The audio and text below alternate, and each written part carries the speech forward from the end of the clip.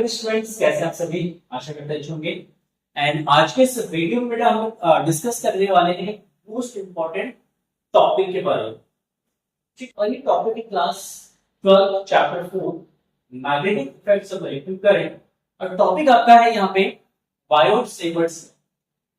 Biot-Savart's law पे based बेटा हर साल जो है एक क्वेश्चन जो है जरूर आता है।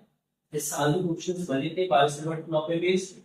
जी हाँ, हर साल इसमें क्वेश्चंस आते ही आते हैं, चाहे आपके लॉन्ग क्वेश्चन बने या शॉर्ट क्वेश्चंस। ठीक, बायोट-सेवर्ट्स लॉ है क्या बेसिकली? तो बायोट-सेवर्ट्स लॉ बेसिकली इसकी हेल्प से हम किसी भी करंट कैरिंग कंडक्टर्स को किसी भी शेप का है उसकी वजह से उसके नियर अबाउट किसी भी पॉइंट पे हम मैग्नेटिक फील्ड को फाइंड आउट करते हैं। ठीक है, तो लेट अस सपोज हमारे पास एक करंट कैरिंग कंडक्टर है। ये हमारे पास एक करंट कैरिंग कंडक्टर है। ठीक है, और इस कंडक्टर में मान लेते हैं I current flow.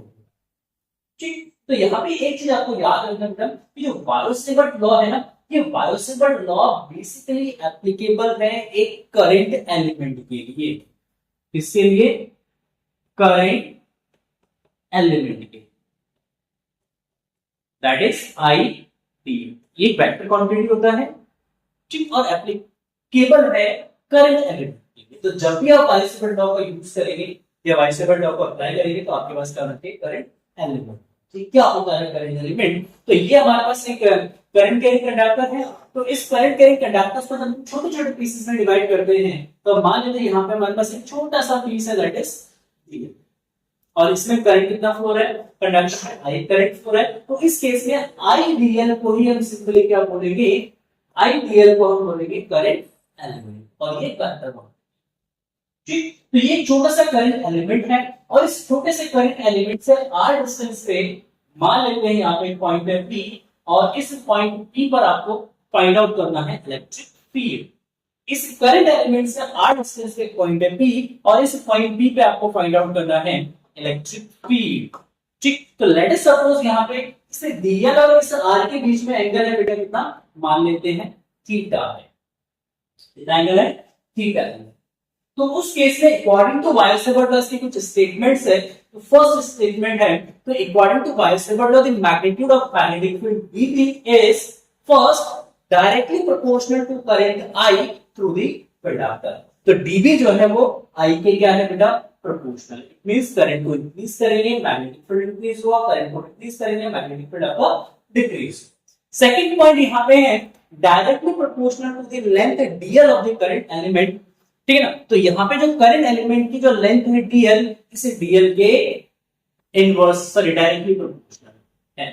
Second point यहाँ पे है, third point, that is directly proportional to the sine theta. Sine theta के डायरेक्टली प्रोपोर्शनल। ठीक है, साइन थीटा के directly proportional, that is dB is proportional to sine theta. It means perpendicular point पे magnetic field maximum पाया गया, और जब current carrying conductors के डायरेक्शन से मैग्नेटिक फील्ड फाइंड आउट किया गया, कैलकुलेट किया गया, और मैग्नेटिक फील्ड का वैल्यू बहुत कम पाया गया, जीरो टेक होता है। ठीक है, इसलिए साइन थीटा पे डिपेंड है। Next and fourth point, that is inversely proportional to the square of distance r of the point p from the current element. तो करंट एलिमेंट से पॉइंट p की जो डिस्टेंस है उस डिस्टेंस के square के इनवर्सली। इट मींस डिस्टेंस को increase करोगे मैग्नेटिक फील्ड का वैल्यू आपका डिक्रीज हो जाएगा। ठीक, तो अगर हम इन चारों लॉस को अगर आपस में क्या करते हैं? कंबाइन करते हैं, तो from all the four equations अगर इनको कंबाइन करेंगे तब एक इक्वेशन मिलेगा, dB is proportional to I dl sin theta by r। तो यहाँ पे एक प्रोपोर्शनलिटी का साइन है बेटा। जब इस प्रोपोर्शनलिटी के साइन को रिमूव करेंगे तो एक कांस्टेंट आएगा, और उस कांस्टेंट को हम बोलेंगे यहाँ पे म्यू नॉट अपॉन 4। तो ये जो कांस्टेंट है ये आपका हमारा आता है म्यू नॉट अपॉन 4। ये मैग्नेटिज्म का कांस्टेंट है। मैग्नेटिज्म में हम हमेशा यही कांस्टेंट यूज करने वाले हैं। ठीक, mu naught upon 4 pi I dl sin theta by r। यहाँ पे जो म्यू नॉट है, इस म्यू नॉट को हम बोलते हैं परमिएबिलिटी ऑफ फ्री स्पेस। जैसे इलेक्ट्रोस्टैटिक्स में एप्सिलॉन नॉट आपका था परमिटिविटी ऑफ फ्री स्पेस, तो यहाँ पे आपका म्यू नॉट जो है इसको बोलते हैं permeability of free space. Permeability क्या होता है इस पे सेपरेट वीडियो में हम डिस्कस करेंगे। ठीक है, इसका जो वैल्यू होता है म्यू नॉट अपॉन 4 पाई का जो वैल्यू होता है 10⁻⁷ टेस्ला मीटर पर एम्पियर। टेस्ला मीटर पर एम्पियर।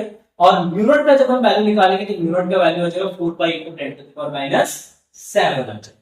ठीक, tesla ampere sorry tesla metre per, ठीक। अगर हम बात करें यूनिट ऑफ मैग्नेटिक फील्ड का जो यूनिट्स होता है बेटा, वो अगर टेस्ला यूज करते हैं या वेबर पर मीटर स्क्वायर, तो यूनिट यहाँ पे यूज करते हैं टेस्ला और वेबर पर मीटर स्क्वायर का यूज करते हैं, ठीक। अगर हम वेक्टर फॉर्म में लिखते हैं डीवी को वेक्टर फॉर्म में लिखा जाएगा तो क्या लिखेंगे, mu naught upon 4 pi I dl sin theta by r square. यहाँ पे एक्स्ट्रा हम क्या करेंगे, यहाँ पे r बाय r से क्या कर देंगे, मल्टीप्लाई कर, ठीक है। तो r स्क्वायर इनटू r, और नीचे आपका जाएगा r क्यूब, और ऊपर हम इसको लिखेंगे dl r sin थीटा।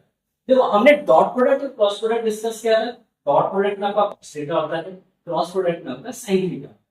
तो यहाँ पे dl r sin थीटा को हम क्या लिख सकते हैं बेटा, यहाँ पे लिख सकते हैं उसको dl cross dl vector cross r vector. तो यहाँ पे वेक्टर फॉर्म हो जाएगा dv is equal to mu naught upon 4 pi i dl cross r vector divided by r का क्यूब। अगर मैग्नेटिक फील्ड के डायरेक्शंस की बात करें तो मैग्नेटिक फील्ड का डायरेक्शंस यहाँ पे फाइंड आउट करेंगे हम राइट हैंड थंब रूल का यूज।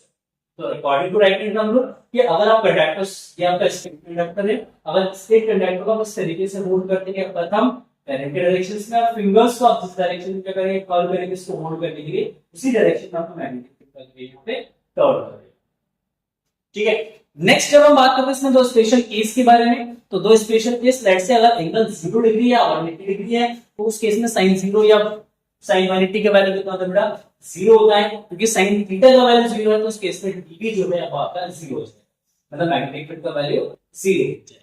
जब हम बात करते हैं theta is equal to 90 degree की, तो उस केस में sin 90 का वैल्यू कितना होता है, 1 होता है, तो उस केस में आपका मैग्नेटिक फील्ड मैक्सिमम होगा। ये मैक्सिमम मैग्नेटिक फील्ड है, और मैक्सिमम मैग्नेटिक फील्ड आपका हो जाएगा mu naught upon 4 pi i dl by r। That's all about the Biot Savart law, ठीक है। तो इतना ही आपको बाय-सेवर्ट लॉ के अंदर डिस्कशंस करना था, ठीक है। रिलेशंस क्या है वो बाद में डिस्कशंस करेंगे, ठीक है। बाकी ये जो पॉइंट्स है, ये टॉपिक जो है वो नेक्स्ट वीडियो में हम लोग डिस्कस करेंगे। तो आई होप आपको ये वीडियो पसंद आया होगा। अगर पसंद आया तो प्लीज वीडियो को लाइक कर दीजिएगा, अपने दोस्तों को शेयर जरूर करिएगा। फर्स्ट टाइम चैनल पर विजिट करें तो चैनल को जरूर सब्सक्राइब करिएगा। मिलते हैं नेक्स्ट वीडियो में, तब तक के लिए थैंक यू सो मच।